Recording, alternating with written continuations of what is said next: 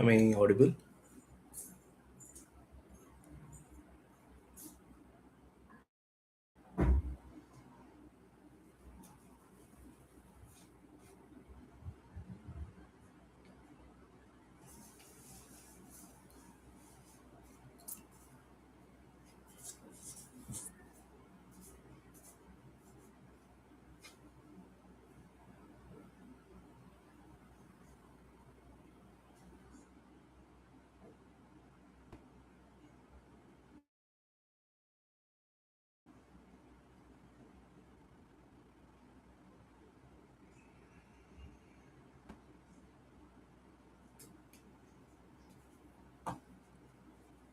Hi, good evening. Am I audible? Can someone just check and say whether I'm audible or not? That would be better.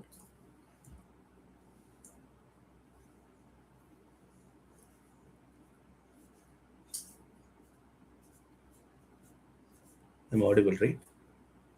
Okay.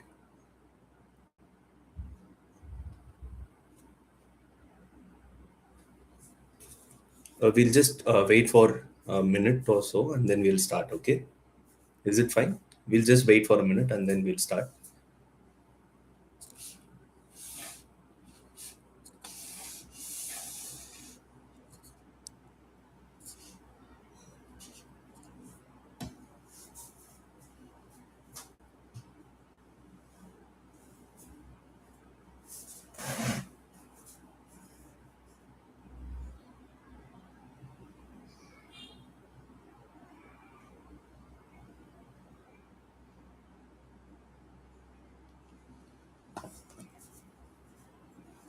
Okay, guys. So we'll start the session.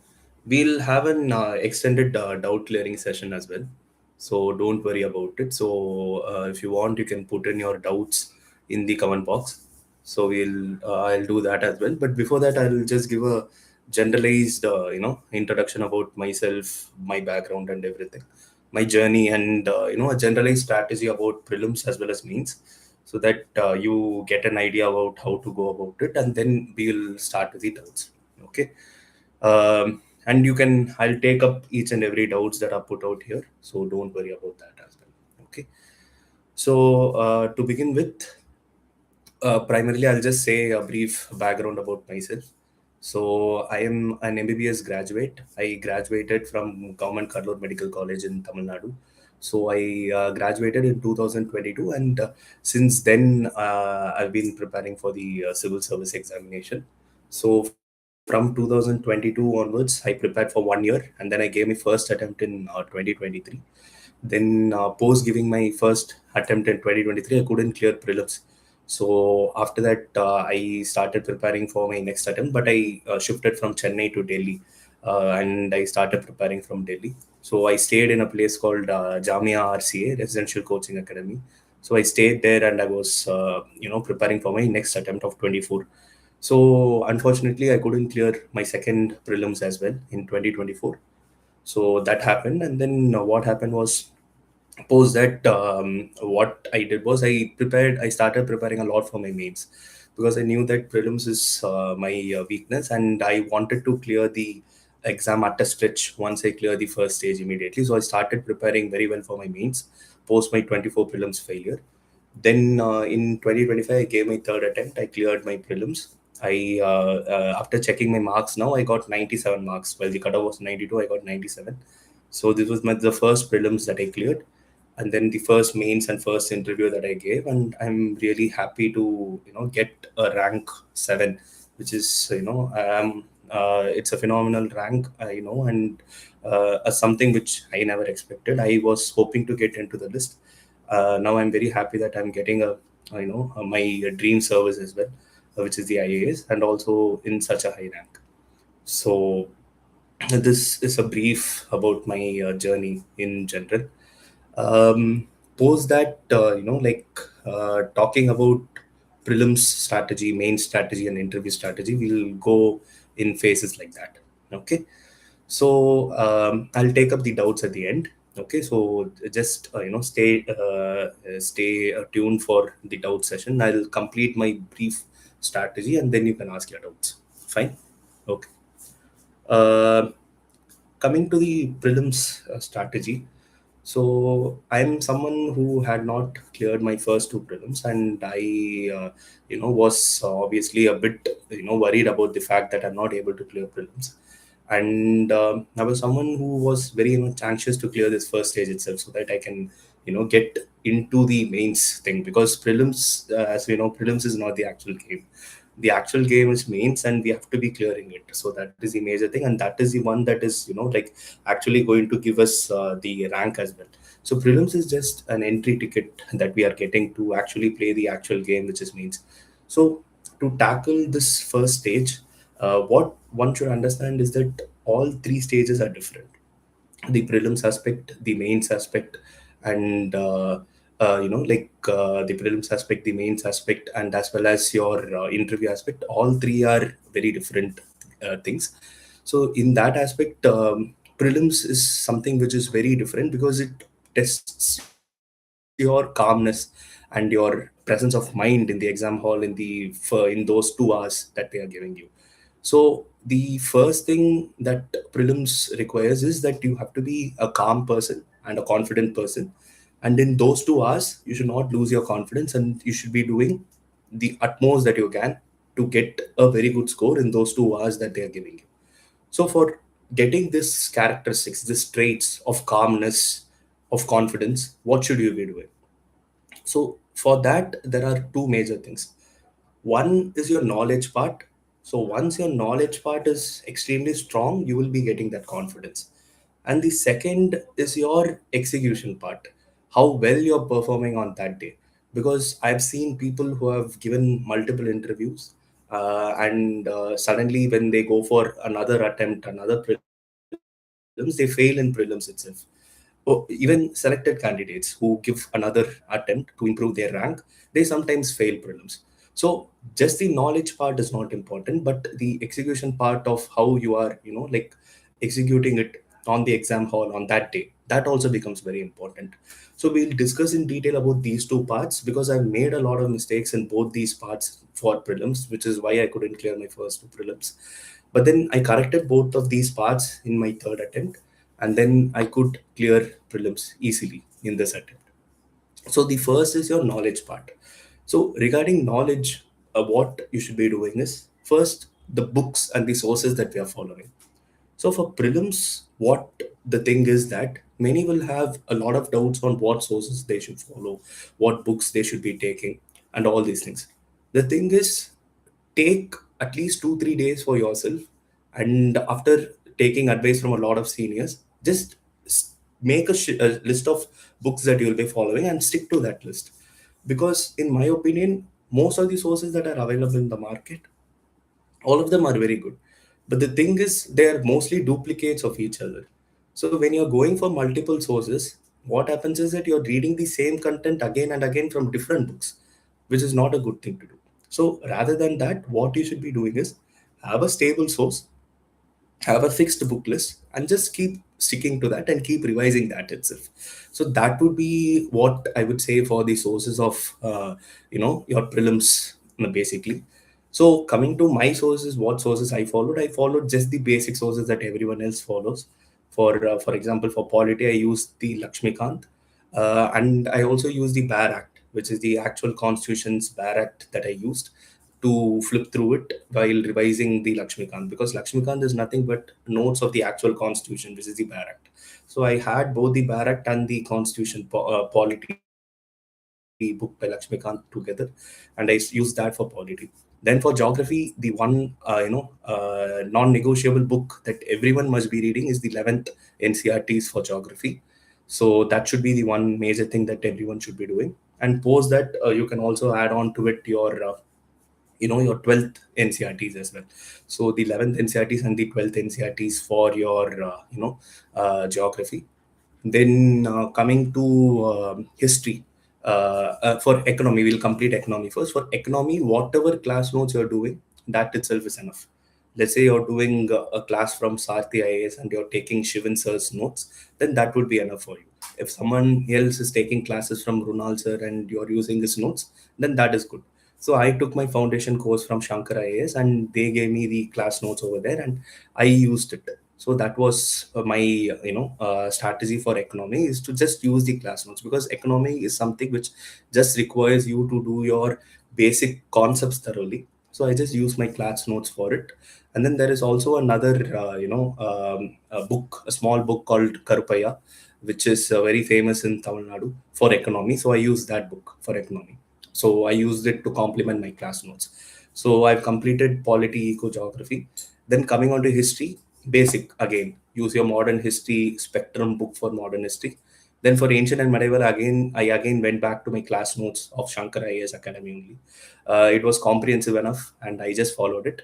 Apart from that, I also did the new NCRTs that are there given by the CBSE. I just did that for my ancient and medieval.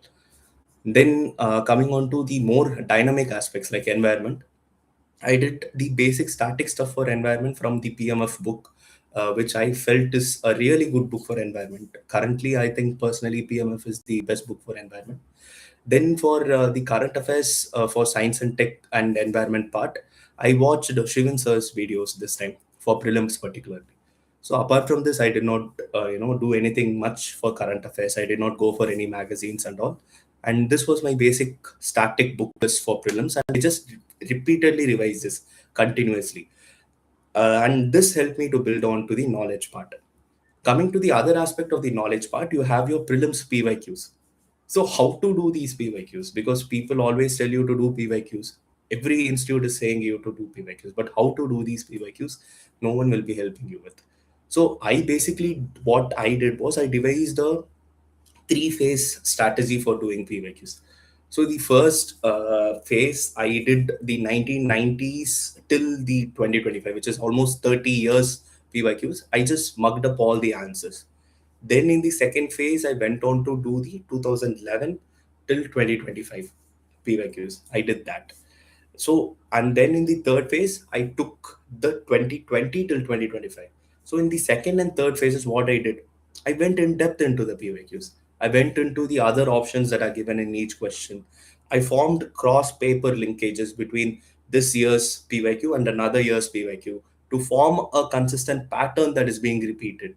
So, this is a pattern that is being repeated, hence, this is a theme that is being asked frequently. For example, administration is a theme that is being asked. Administration of Mauryans, administration of Guptas, administration of the Sultanate. This is something which is repeatedly being asked. So this, and for example, the river system of India. This is again a theme that is repeatedly being asked. So these are the stuff that I particularly did for the PYQ part. So to improve my knowledge, first I revised my static repeatedly. Then I analyzed my PYQs in three iterations. So these two is the major things that you do for your knowledge part. Now come to the execution part, which is the second part of prelims that I was talking about. How you perform on that day. Now you have acquired all the knowledge. Now you have all the knowledge with you. But how will you be executing this in the exam hall on those in those 2 hours? So what I generally see people doing is they don't have a fixed strategy for themselves. They don't know how they will be solving the paper in that exam hall in those 2 hours. So they just simply take the first question and they go on till the 100th question and then they come back home. Sometimes people don't even know how many questions they've attempted in the actual exam hall. So to prevent all these from happening, what you should be doing is, so to prevent all these from happening, what you should be doing is that have a fixed strategy for yourself. For example, I had a fixed strategy for myself. The strategy was that I'll be solving the paper in a 3 round series. So in the first round, I'll be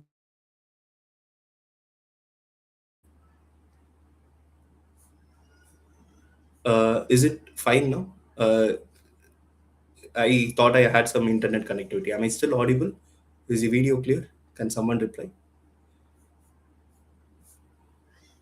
The video is clear, right? Okay, thank you. So, in the first round, what I did was I just solved the questions that I'm absolutely thorough about, right? For example, the questions that are directly from the PYQs and the questions that are directly from the static sources and the questions that are able to do logically. So, these three things I'll be doing in my first round, and almost 50 to 55 questions I'll be solving in my first round. Then, coming to the second round, I did around 30 to 35 questions in my second round. So the second round is where I'll be going for questions which I am 50-50. So in the first round, I would have marked out certain questions which I'm half and half. So I would have marked out two, I would have cancelled out two options. I would be stuck between two options. I will mark that question and I will move on to the next question in my first round. So these questions I'll take up in my second round and I'll be solving them.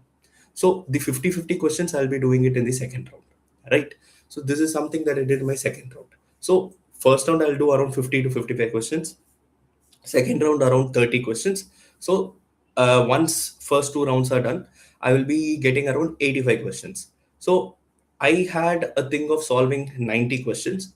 So what I did in my third round, I just solved five questions which are totally random based on my gut instinct. I'll just solve them. Okay. So this I did in my third round, right? So once the third round also gets done, you'll be ending up with that number of 90. So I wanted to get 60 right in that and 30 wrong in that, so that I get the mark of 100. So 60 correct will get you 120, then 30 wrong, if you minus the mistakes and the negatives, you will get it around 100. And this year I planned that only. But in fact, in the actual exam, I got 59 correct, 31 wrong, so 97 marks, but I still cleared the cutoff. So this kind of clarity should be there for you when you're solving the paper. You should know that this is the number of questions that I will attempt. So by now you should be knowing that I'll be attempting 90 questions, I'll be attempting 92 questions, 94 questions. This kind of clarity you should be having, because you will know what is your accuracy rate and what is your accuracy ratio. For example, someone with very good accuracy, what they will do, they'll be attempting just 80 questions or 85 questions. But someone like me who's not that sure of my accuracy, I'm attempting 90 questions. So you decide who you are, you decide how many questions you should be attempting. And also on the day of the exam, you should be deciding this, because sometimes the paper might be really tough. If the paper is really tough, then you should not be attempting 90 questions, but somewhat lesser number you should be attempting. But if the, let's say the paper is very easy, then you should not stop at 90, you should be attempting more. So that is the thing. So you decide upon how many, like questions you should be attempting, the number as well, and have a fixed strategy for yourself. I had a 3 round strategy. You similarly have a strategy for yourself where you know how to solve how many questions in each round. Okay. So this is the execution part. So for the knowledge part, I told you about my sources, my static books. Focus on static more than current affairs. So I did not do much of magazines. In fact, I did not do any magazines this year, because I knew that even with static you can clear this exam irrespective of how your current affairs knowledge is. You can solve the paper, crack the exam with just your prelims knowledge, with just your static knowledge. So I just focus majorly on static. So for the knowledge part, focus on your static and your PYQs. Then for the execution part, have a fixed strategy for yourself. Have a particular number of questions that you'll be attempting. Okay. So these two things should be there. Okay. So this is for prelims. And if this two is correct, you will be easily clearing this exam. And any other doubts regarding prelims, I'll be taking it at the end. Okay. Now coming to the mains. So basically, for mains, my major strong point was mains only, because I did a lot of answer writing practice. Both my first prelims as well as my second prelims, I did a lot of answer writing practice.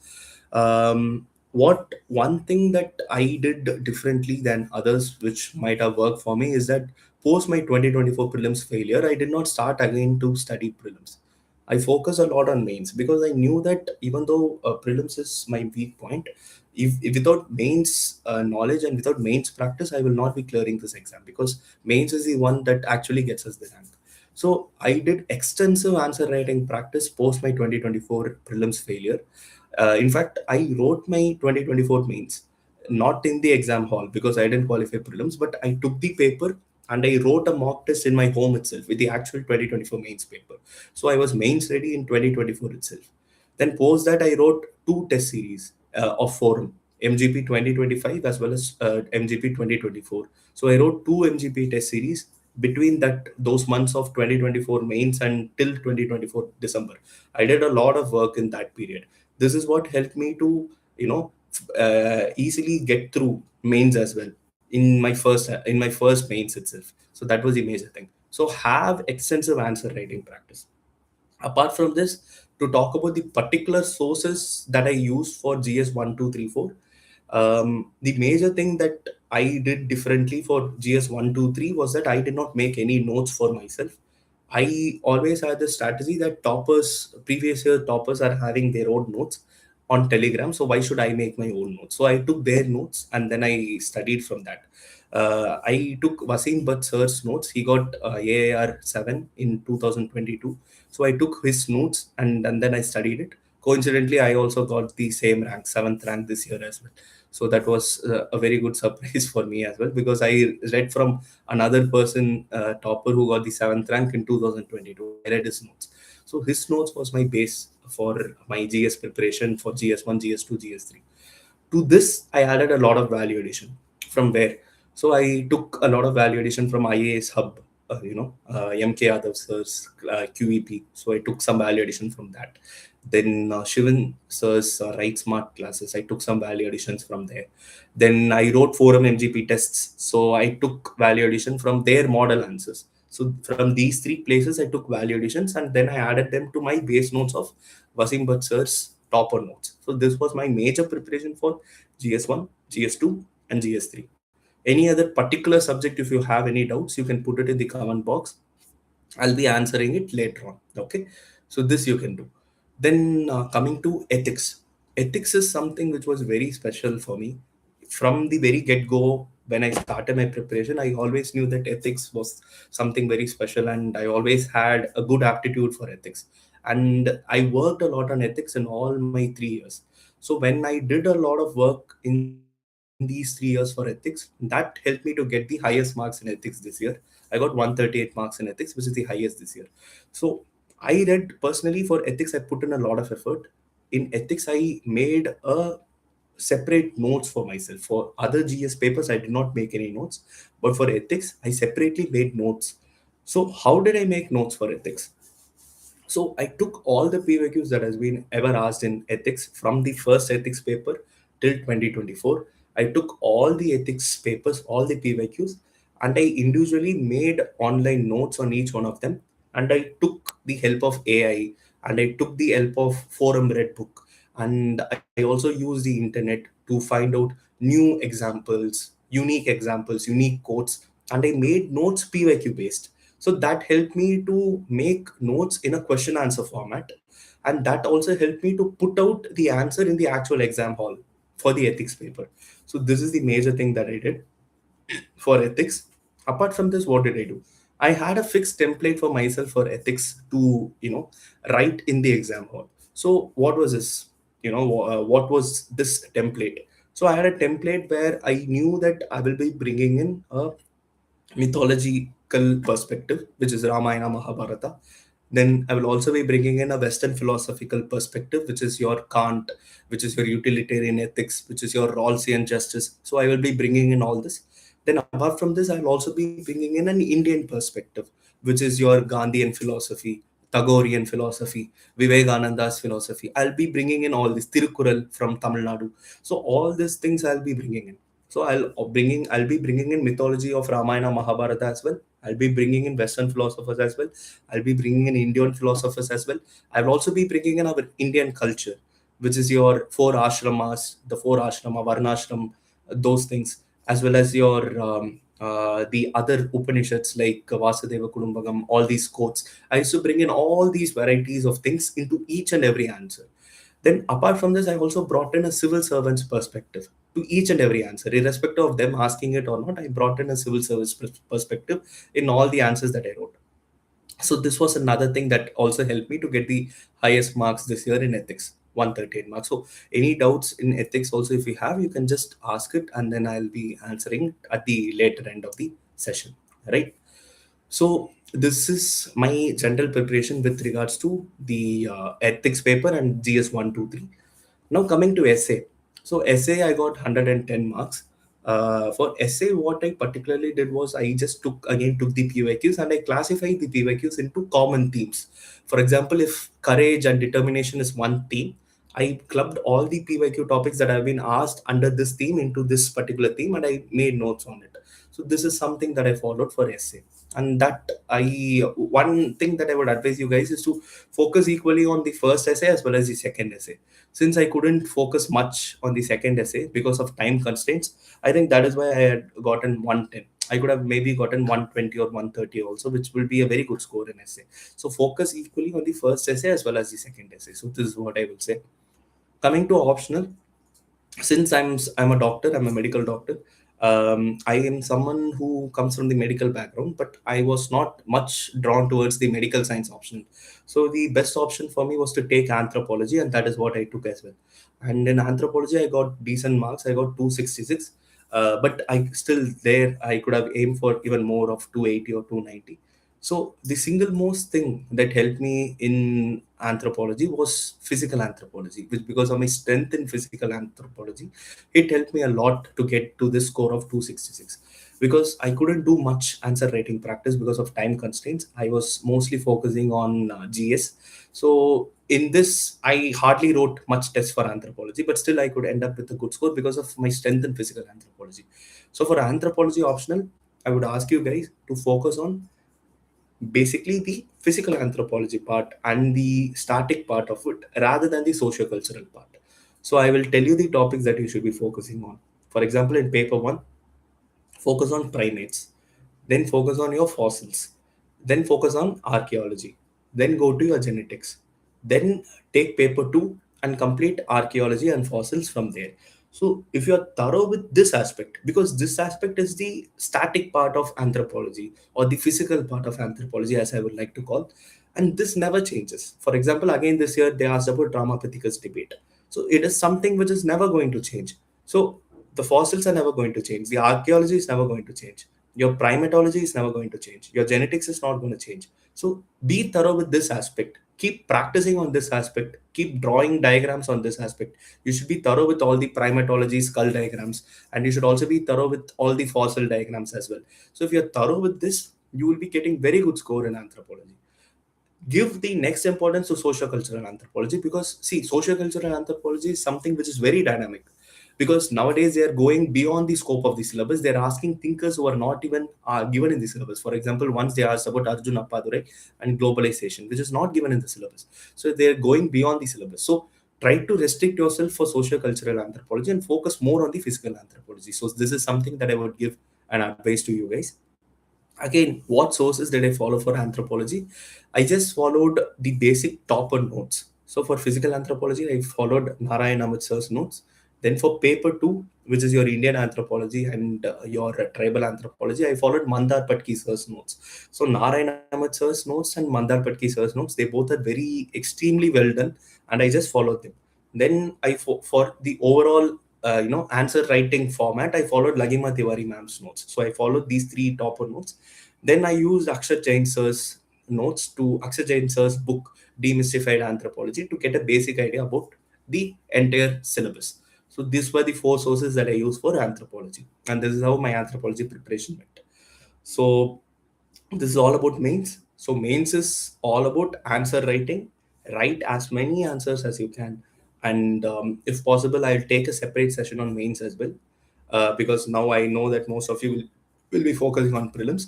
So separately, we can also have a separate session for mains as well. Okay, and particularly for ethics, because I've gotten the highest this year. Now coming to your interview. So personality stage, you might think that it is something which is, something that you should not focus right now. You should be focusing on prelims and mains, but it's not like that. You should be focusing on your personality level from the personality stage from the beginning itself. Why is this important? Because I personally have seen many people who, once they clear mains, they come to the personality stage and then they start looking for hobbies. They start looking for things to put in their DAF. This is something which should not happen. So start building a hobby. If you're someone who has played cricket in your school days, then start thinking of it as your hobby. If you're someone who has played music in your school days, then start thinking of it as your hobby. So I personally was a keyboard player and a musician, Carnatic musician during my school days. So that was my primary hobby as well. for my personality test. So build a, if you're someone who has a hobby, then start practicing your hobby. Or if you're someone who doesn't have a hobby at all, then start building a hobby slowly, because this is something which cannot immediately be developed post mains. So start doing it from now onwards. Okay. So this is the only single thing that single advice that I would give you for personality test right now. Apart from that, what I did for personality test was that I took my DAF and then I took a lot of questions in each part of my DAF. So for example, I'm from Chennai, so I took Chennai as a DAF keyword and I made a lot of questions on Chennai, starting from the climate of Chennai to the who's the MLA of Chennai, the geographical location of Chennai. Chennai is in the coastal area, so what is the climate conditions over there? So all these things I made a questionnaire.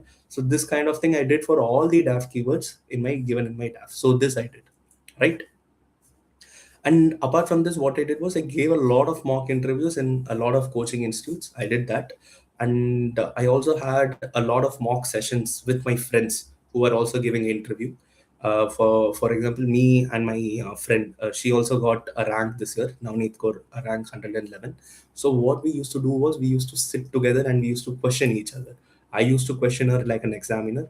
Then after her session was over, I used to go there. She used to come back, and then she used to ask me questions like an examiner, and I used to do this. So we did this every day, almost every day we did this, and it was not of us. We were a group of people, and most of us cleared in that group as well. So what I'm trying to do is trying to tell to you is post mains, start developing your communication skills. Let's say Hindi is your medium of talking in the interview, then start speaking in Hindi. You have to start talking proper Hindi words. You have to use the proper Hindi administrative words. Let's say English is your medium of communication, then start talking in English. So decide on what is going to be your medium of interview and start talking in that language, because irrespective of whether it will be your vernacular language or your English, it should still be something that you are very proficient in. So start talking in that language so that your communication skills improves and you're also confident to speak to a group of people, right? So this should be there. So this is your basic preparation for your interview, right? So this was the basic individual strategies for prelims, mains, and interview. So now I'll go on to the question part. So I'll take up questions right now, so we can go into the questions. So if you have any doubts, you can ask in the comment box. I'll be answering them. Post this, I'll talk to you about various distractions, how to keep motivated, and all those things. So before that, I'd like to take some questions. Right? So ask your questions. Okay. So someone has asked me my strategy for CSAT. So CSAT was something which was not troubling me much. I got 78 around in my 2023 attempt. Then in 24 I got in 86 or something. Then in 2025 this year I got 114. So the marks has increased. So for CSAT, what I would tell you is again have a fixed strategy of how you will be solving the paper in the exam hall. So I had a fixed strategy for this. So my idea was that I will be solving all the reading comprehension questions in the first 40 to 45 minutes. Okay. So solve those 45 minutes, solve the reading comprehension questions. Then in the next half an hour, I'll be solving all the logical reasoning questions. So in 1 hour 50 minutes, you'll be completing all your questions, which is the reading comprehension and the logical reasoning. Then you will have 45 minutes for max, which you can sit properly. Aram say you can sit and then start solving it slowly, because max is something which we get very tense about when we are solving. So first complete all the easy part, which is the reading comprehension and the logical, then come to the max. And again, why did I have this kind of a strategy? Because I know my strength and my weakness. My strength was reading comprehension and logical reasoning, and my thoda sa weakness was max was not my very big weakness, but compared to these two strengths, it was a bit weak for me, so I kept it at the third important. So first complete your strengths, then come to your weaknesses. So for you, what I would suggest is, particularly for CSAT, identify your strength and weakness, identify what is strong for you, whether it is reading comprehension or logical reasoning or max. You should know if max is your strong point, then take max and then complete those questions first, then come to reading comprehension and logical. Okay. And then After identifying what your strength is, start increasing your accuracy in that strength. I know that reading comprehension is my strong point. I started increasing my accuracy in reading comprehension by solving reading comprehension questions repeatedly. How did I do this? I took the PYQs from 2014 till 2024, all the reading comprehension questions, and I started solving them. Because my accuracy in reading comprehension increased, I got 78, then 86, then 112. So it steadily increased because I know what my strength is and I increase my accuracy in strength. So let's say max is your weakness, then don't focus too much on max. Focus on what your strength is and increase your accuracy in that strength. This is a better way to do your CSAT strategy. Fine. So whenever you're practicing CSAT, first solve the questions that you're very strong at and increase your accuracy in them. Then go to other questions. So this would be my CSAT strategy and advice to you all. Okay. So for CSAT, I just prepared using your PYQs, right? So I didn't take any special coaching for CSAT. So I just took the PYQs and I started practicing from them itself. And for max, in fact, I didn't know any formula. I just know the NCR NPR formula, which is the permutation combination. Apart from that, I did not know any other formulas for CSAT, right? Anything else?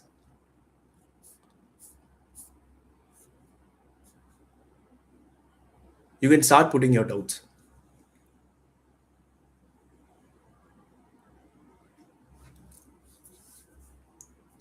Okay, so someone is asking how they should start reading the newspaper. So, see, newspaper is something which you should not read just for the exam sake alone, right? So, just start reading it. It doesn't matter how you're reading it or in what way you should read it, but just start flipping through the pages, start reading the editorials, start following issues that are happening. First of all, stop linking everything to the exam. Start thinking how this will come in the exam. Stop doing that. First, just start reading the newspaper and start gaining your lateral general knowledge. That will somehow help you in mains and prelims and interview. That doesn't matter now, but just start reading it. That is all I will say. Yes, you should start reading the newspaper whenever it is possible. Whenever you have started the preparation, you should start reading it. Okay, so someone is asking Tamil Nadu textbook. You can use anything for history. Tamil Nadu textbook is good. You can use any edition. It doesn't matter at all. I did not read the Tamil Nadu textbooks. I just did the NCRTs. That is also enough. So it is your choice. You can take any source that you want for history. Okay. There's another book called Poonam Dalal. You can take that as well. Anything you can take. Economica book, I referred a book called Karupaya. Okay. But mostly I relied on my class notes. Okay. Where did you get your motivation from? So that I will tell you. Okay. So for revisions for prelims, how will someone revise for prelims? So basically, what you should know is again here, what I did for revision was I wrote a lot of mock tests. So when you're writing a mock test, you will find that some areas are weak for you. Let's say I made a question wrong in financial emergency.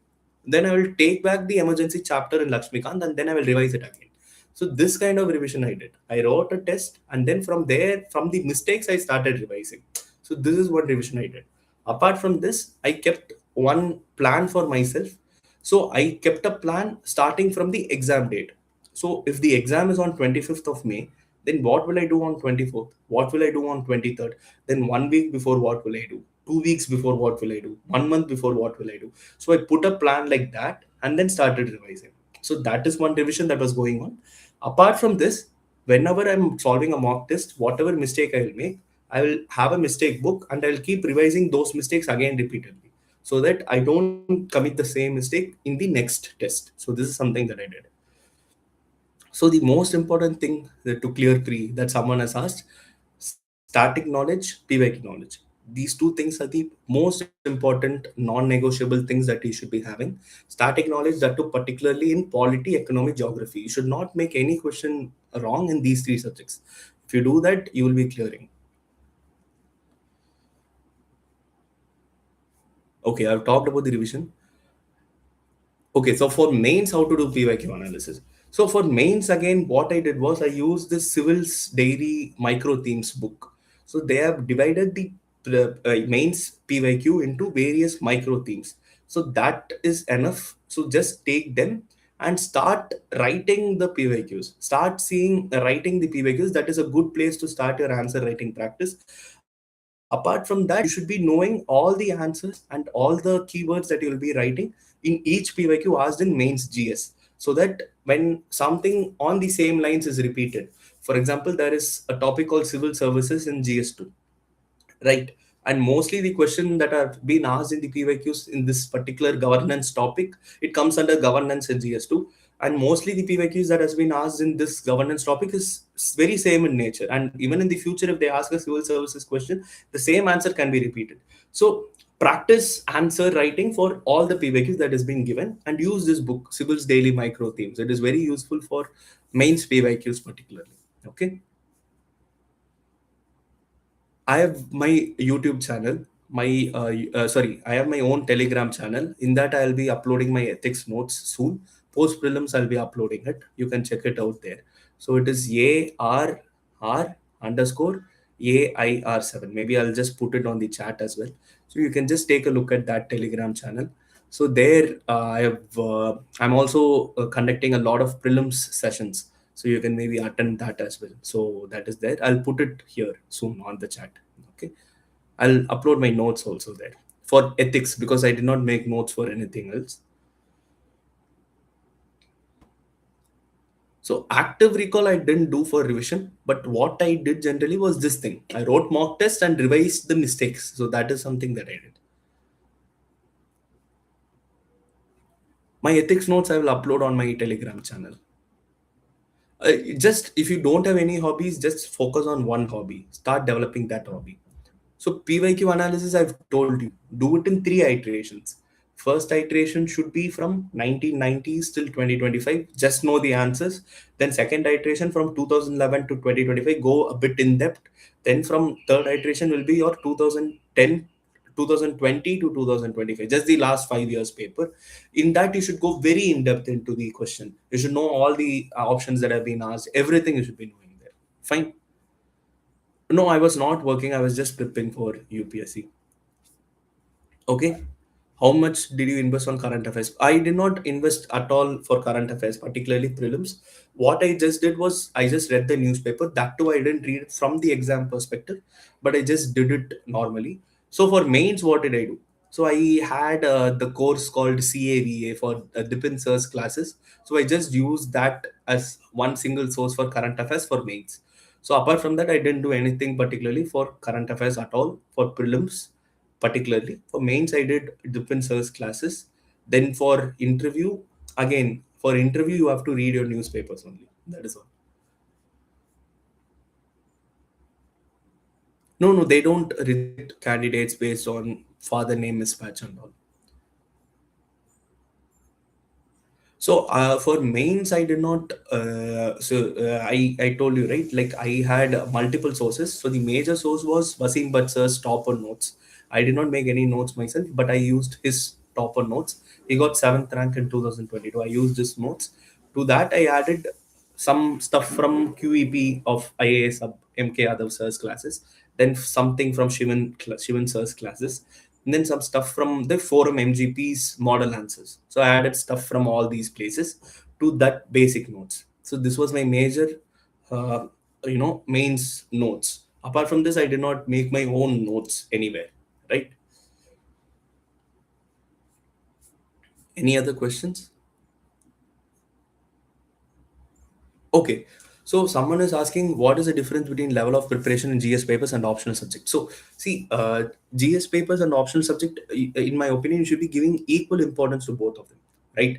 You cannot be focusing too much on GS. This mistake I made. I focus a lot on GS alone without focusing much on the optional papers, and this reduced my marks in optional to 266.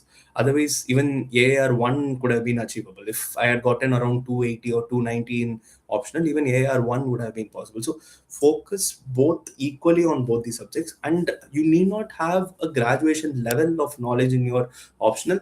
Just do your PYQs very well, have good answer writing practice, and have your PYQs thorough. So these three things is enough. Take your PYQs. You should know the answer to all the PYQs of your optional. You should be writing very good answers in your optional.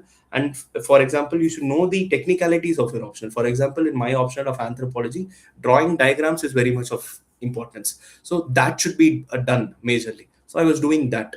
Okay. So like that, each option will have its own unique point. So that unique point you should be knowing. So if you do all these three, you will be guaranteed getting 280 or 290 marks in optional. So focus equally on both of them.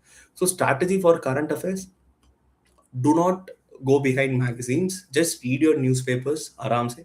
Then maybe just before prelims, you can take up any compilation for just science and tech and environment. Then for mains, again, I went for one current affairs class from Dipin sir. So that I did. So I majorly just followed, again, follow one source. Don't go behind multiple sources. But newspaper reading is again very important. But don't ask me then how I will be using this in this, like how I should be making notes from the newspaper. That should not be the thing. You should read the newspaper without making notes from it, just to gain knowledge. So this should be your current affairs strategy, right? Okay, spectrum is not compulsory. You can go for whatever source you want. Okay, so how to improve on the 50-50 questions in prelims? So for this, what you should be doing is, um, you should again start going back to your static part, static and PYQ part. If your static is very well strong, the number of 50-50 questions will first reduce, because you know that the answer is C, or you know that the answer is A. Because of your static not being thorough only, this 50-50 thing keeps happening. So again, go back to your basics. Go strengthen your three major subjects. What are they? Polity, economy, geography. Keep strengthening these three. If you keep strengthening these three, the number of 50-50 questions will come down. Right? Yes, you cannot revise newspaper. Who's asking you to revise newspaper? I'm not asking you to revise newspaper. Just read the newspaper. And you know how revision happens in the newspaper. Let's say some event has happened today. A very important event is happening today. So first that will come in the headlines. So you will read it in the headlines in today's newspaper. Then tomorrow you will be reading it where? You will be reading it in the second page or the third page. Then day after tomorrow, again you will read about the same event. But where? In the editorial. Then 3-4 days later, where will you read it? You will read it either in your explained page for Indian Express or the text and context page in the Hindu. So the same thing, you're reading it repeatedly for 4-5 days from the newspaper directly in a week. So it will be invariably ingrained in your brain. So that itself is revision for you, right? That is what I told for prelim specifically. Current affairs is not needed to clear this exam. I myself did not do any current affairs magazine at all for clearing this. I got 97 marks still. But still, let's say you're having a FOMO on what current affairs magazine that I should follow, then just have one yearly compilation for environment and science and tech alone. Just do that before the exam and go write it. That is all. That is enough, right?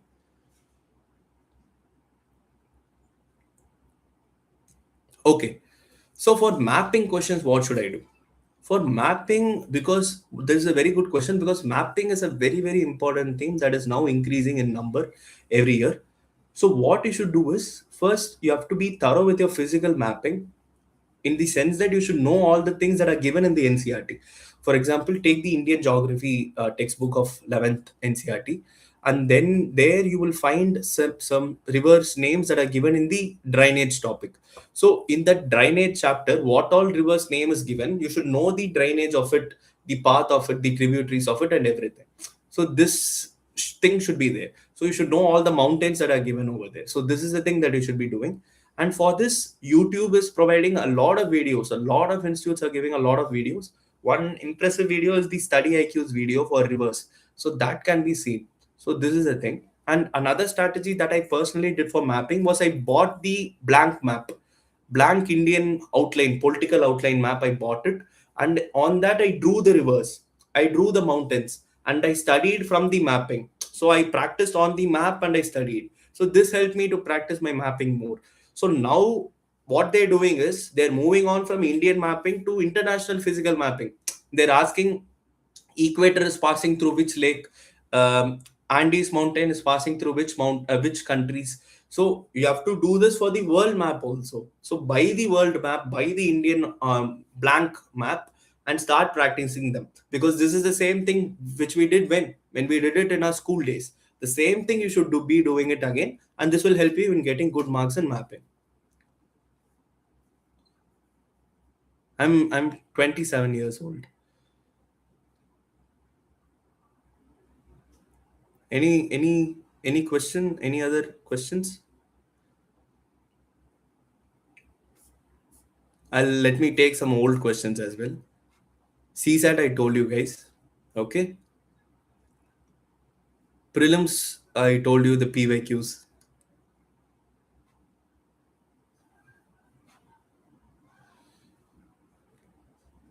Okay. So how to opt optional? So this is something, again, another question that people are asking. How should I choose an optional? Right.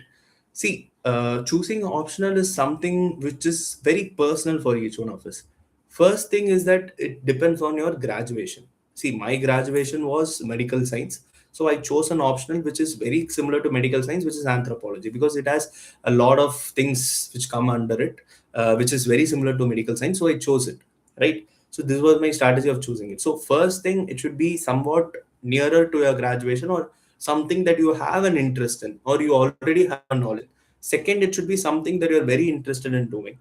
Third, it should be something which is a very common optional. Let's say you're taking Tamil literature or Malayalam literature. So these optionals are very niche optionals which is only studied by few people.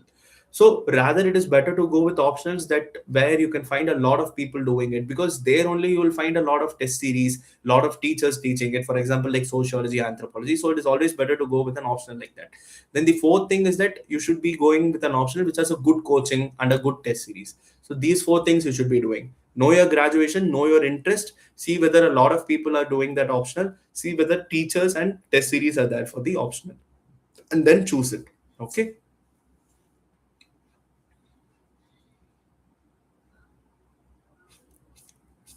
Any more questions?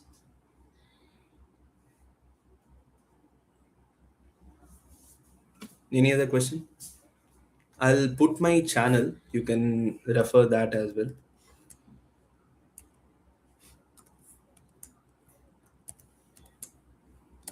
You can search this on the Telegram. You will get it. ARR, which is basically my name, AR Raja underscore AAR7. ARR underscore AAR7. So this is my channel. I've also put it on the chat box. ARR underscore AIR7. So in that, mostly I'll be doing it. No, no, you need not do PIB, PRS for your current affairs. That will not be needed. Okay. Okay. So, what is needed to be a topper other than consistency and motivation? First of all, I'll tell you whether consistency and motivation are enough, are needed or not. First of all, motivation is needed. How or why is motivation needed? See, motivation is something which is needed because you should be clear in the goal that you have set for yourself, right? See, I decided that I'll be leaving my profession of being a doctor and getting into UPSC. I knew that why I wanted to do this. I wanted to do this because I served as a doctor during the COVID-19 pandemic. As an intern, I was serving. I could literally see the problems that people are facing, and how public service and or the public servants, civil servants are working tirelessly to take care of it. So this was something which was very inspiring for me. I was able to interact with a lot of them. I was able to interact with the health secretary of my state. So all this helped me to mold my consciousness towards the civil services. So this goal that I had set for myself was very clear within me. So this helped me to keep myself motivated. So motivation is very important, but how will you motivate yourself? Not by watching random topper talks or watching YouTube videos or watching Labasna videos. No, these don't help you to keep motivated. You can motivate yourself by telling yourself the goal that you set for yourself and why you wanted to do this. The why is very important. The why part is very important for you. So be clear about the why part. Why am I getting into civil services? Because this is a question that sometimes other people will ask you, or else the interview panelists will also be asking you. So first, you be clear of why you want to get into civil services. When you're clear with this, you will automatically be motivated. So keep the motivation high. Coming to consistency, obviously it is important to be consistent, but I was not someone who studied 8 hours, 10 hours per day, 12 hours per day. No, what I did was I kept a target for myself on a weekly basis.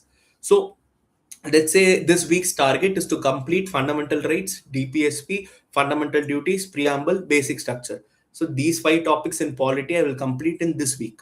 So this is my target. So I will complete that target by that week. I did not study 10 hours per day, but some days I'll study 12 hours. Some days I'll just study for 1 hour or 2 hours or maybe 3 hours. It varied, but then I made sure that I completed the targets. So set weekly targets for yourself. That weekly targets should merge themselves into what? Monthly targets. Monthly targets should merge themselves into yearly target for your entire attempt. So this entire targets that you have set for yourself should be met with consistency. That consistency should be there. So apart from motivation and consistency, what does a topper do differently? They do nothing. There is nothing else that a topper does differently from an aspirant. An aspirant becomes a topper just because of one thing, just because of that one PDF that comes. That is all. Other than that, a sincere aspirant and the topper are the same thing. They both are consistent in their efforts, and they both are motivated, and they both study in the right direction. So these three things is necessary. And if you are putting in these three things, even if it takes 2 or 3 attempts or even 4 attempts, you will be there in the list. There is no much difference between someone who is not there in the list and who is very sincere and someone who is there in the list. Okay. No, I'm not married. Sir, instead of reading newspaper, can I just read the monthly magazine? No, that I will never say. Even if you're reading monthly magazine, still you should go for the newspaper. Don't read it as a burden. Read it aram say, read it in a fun way. Don't read it as if it is a burden for you. Okay. So read it, read everything in the newspaper. Don't just read the things that are needed for the exam. Read the political news, read the entertainment news, read the sports news. IPL is going on now. Look at what all is happening in IPL as well. Everything should be known to you, right? Current affairs preparation, as I told, read the newspapers thoroughly for all the 3 stages. For prelims specifically, if you want a compilation, maybe do an year-end compilation. Maybe Vision or someone else, you can do it. But I did not do it. Maybe you can do it. Again, for mains, I followed Dipin Sir's classes.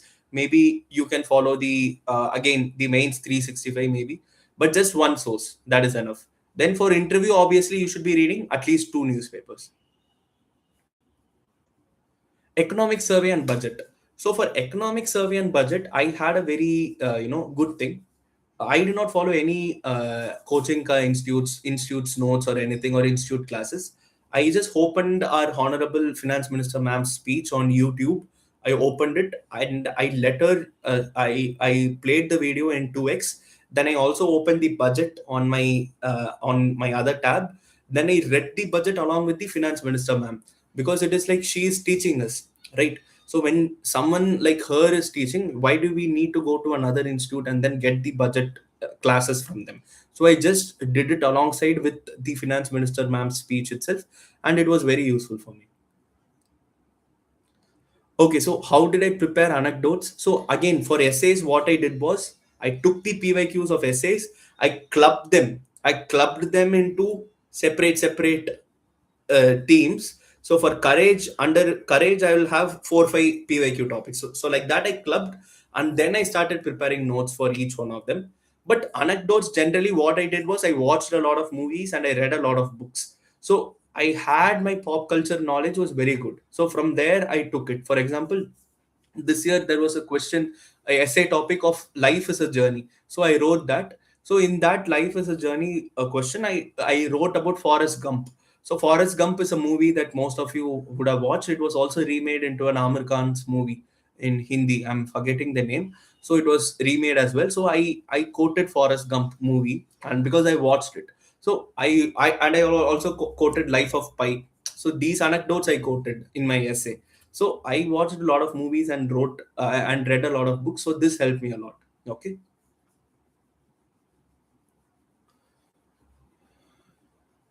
For prelims, the question bank, I took the forums prelims workbook, the prelims workbook of forum. That was a good source.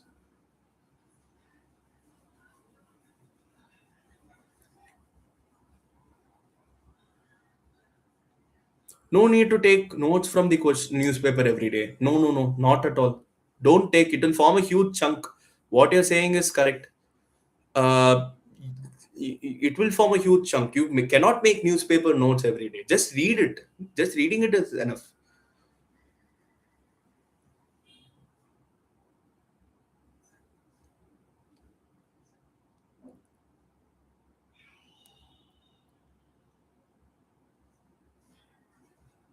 The life particularly has not changed here. See, the thing is, I am someone who is very the same as how I was before as well. Like I'm staying in the same house that I was staying before as well. Personally, for me, it has not changed a lot. Maybe once I get into Labasana and all, it will change much more. But I'm still the same person that I am. I'm still the same aspirant that I was. If my name was not in the PDF, I would have again studied for prelims with you guys. So it doesn't make much difference. That's what I'm saying. Just the PDF is the only thing that is different from me and a very sincere aspirant. It's just the thing. So anytime a sincere aspirant is there, he will be coming to this side once his name gets onto the PDF. So just wait for that moment. It will happen. Okay.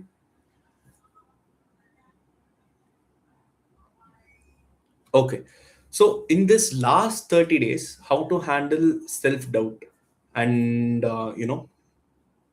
anxiety in this last 30 days. So we'll end the session with this one question. So basically, for this one thing, what self doubt and anxiety when it comes in, the first thing that you should do is just humanize the exam. Just think of it as an exam. Don't think of it as something that is going to change your life. Just think of it as an exam. And what will you do for an exam in the last 30 days? You will revise. You will make sure that your syllabus is completed. So just focus on these two things. Just focus on these two things and keep doing this in the last 30 days. If your syllabus is not yet done, complete your syllabus as soon as possible. And then if your PYQs and if your revision is not yet done, start doing your PYQs and start revising as soon as possible. So this is the only thing that you can do now in the last 30 days. So don't think about what will happen if I fail the exam, what will happen if I clear this exam. No, don't think about all this. As I said, even toppers will fail the next year's prelims if they write it again. Let's say I write this year's prelims. There are high chances that I might fail. So it doesn't depend on how knowledgeable you are. No, it depends on how cool and composed and confident you are in the exam hall. And to become cool, composed, confident inside the exam hall, revision is important of your static subject. So keep revising your static subject, keep doing your PYQs in this last 30 days. Stop. If you keep doing this consistently, your anxiety will reduce. Trust me. Okay.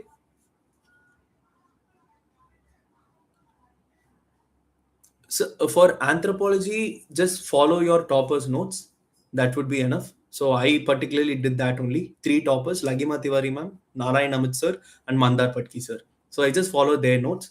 And any coaching institute that you're taking foundation from, just do that. Okay. For main separately, again, I will request the UPSC time administration as well to maybe conduct another live for mains in particular. Post prelims, we will have a separate session for mains as well, right? So with this, I think we can stop the live now. So it was nice talking to you all. We'll again have much more sessions. I'm planning to do many more sessions with you guys. Okay, so we'll take much more sessions then. Just to end, you can reach out to me again. You can reach out to me on my Telegram channel, which is ARR underscore AIR7. So I have a discussion group there as well, and you can directly put any doubts there. I will be answering them. So that is there, and I also conduct regular sessions over there, so we can meet over there as well. So that is the thing. So on Telegram, you can text me, or you can ping me anytime. Or my Instagram is also there, Rajah underscore AR. There again, you can ping me, and I'll try to answer your doubts. Okay. And at this time, I would like to thank UPSC Time as well. They're doing a very splendid, fantastic job of connecting the toppers to the aspirants. So I just hope that they keep doing this, and I promise you guys I'll come back again for mains as well, right? So any other doubts, you can ping me on Instagram, or majorly I'll be active on Telegram as well. So you can ping me there on my channel, right? Okay. Thank you guys. I'll just put my channel name once more so that you are, aware of it, right? So this is my channel name. You can ping me there. Okay. And again, talking about UPSC time, he's doing a very splendid job. So a lot of toppers have interacted with you. So don't be confused with a lot of topper talks. Take what works for you from each topper and then implement it yourself. Right? Why? Because you yourself are going to become a topper soon. So don't think that only the topper strategy works. Your strategy will also work, and tomorrow you will be talking here and will be sharing your strategy to other people.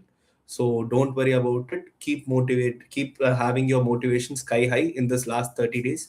You will do well. Okay. Three C's: calm, confident, and composed. Be these three C's in the next 30 days. Keep revising your static and PYQs. You will clear prelims. Okay. And I'll meet you guys for mains as well. Okay. I'll see you. Thank you. Good night, guys. Good night.